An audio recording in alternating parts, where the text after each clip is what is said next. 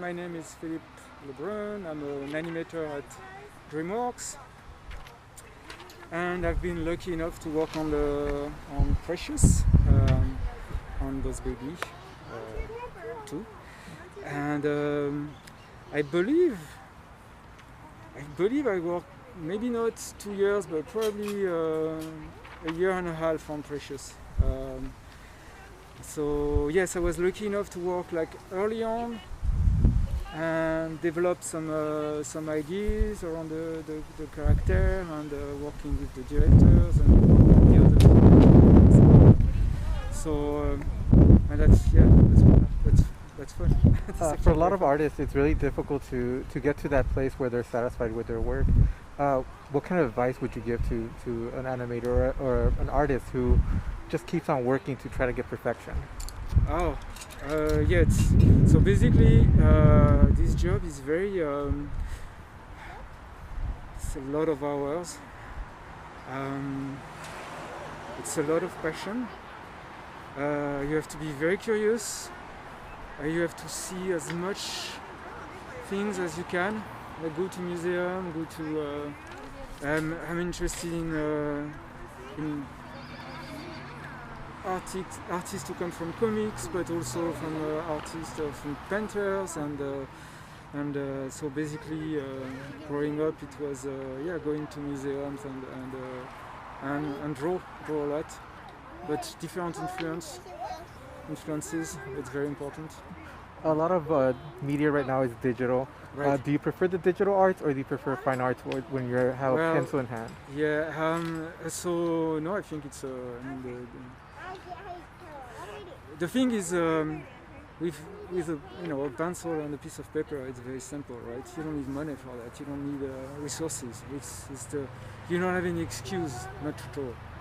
You can do it with a just simple pencil and a piece of paper. And so then the tools, they are amazing. You can do a lot. You can explore a lot with this new technology, but don't wait to have the right tool, the right computer, the right tablet before you just can draw your simple piece of paper. So that's enough. Fun. What was your road to get to where you're at now? What college courses did you take? What was? So I grew up near Paris. There was not much, honestly, at the time. But I remember that after high school, actually my mom mentioned a school about animation. She heard something about a school in Paris, so I looked not online because there was no computer, but and then I found that school. So I went and I saw the artwork on the walls, and that was it.